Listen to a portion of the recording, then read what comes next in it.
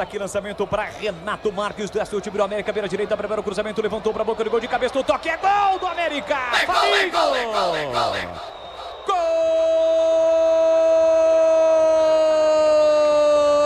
do América Mineiro!